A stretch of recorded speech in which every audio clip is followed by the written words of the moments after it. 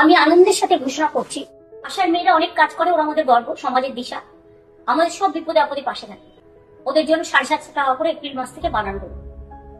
2 হচ্ছে যারা অঙ্গনারী ওয়ার্কার আছে তারাও 8,250 টাকার মতো পায় এরকম, তো ওদেরও 750 টাকা করে বাড়ানো হলো এপ্রিল মাস থেকে। আর যারা আইসিডিএস হেল্পার আছে তারাও 6,000 সামথিং পায় এবং তাদেরটাও 500 টাকা করে 1 এপ্রিল থেকে বাড়ানো হলো।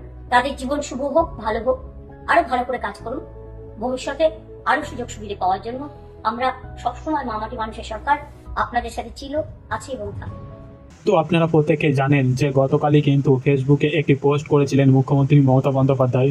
সেখানে বলেছিল যে আগামীকাল সাধারণ মানুষের গেতাতে সকাল 10টার সময় একটি বিশেষ ঘোষণা করা হবে এবং ইতিমধ্যেই কিন্তু সেই ঘোষণা করেছেন মুখ্যমন্ত্রী, যেখানে তিনি জানিয়েছেন আশাকর্মীদের যে বেতন 450 টাকা বাড়ানো হবে এবং অঙ্গনবাড়ি কর্মীদের বেতন 750 টাকা বাড়ানো হবে।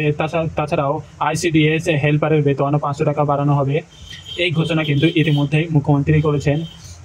পরবর্তী আরও গুরুত্বপূর্ণ আপডেটের জন্য অবশ্যই চ্যানেলটিকে সাবস্ক্রাইব করে পাশে থাকা বেল আইকনটি ক্লিক করে রাখবেন যাতে এরকম নিত্য নতুন ভিডিও সর্বপ্রথম আপনি পান। তো মুখ্যমন্ত্রী আজকের এটাই ঘোষণা ছিল। তো আজকের একটা ঘোষণা মুখ্যমন্ত্রী 10টার সময় ছাড়বে বলেছিলেন, তিনি কিন্তু 10টার সময় মুখ্যমন্ত্রী ছেড়ে দিয়েছেন।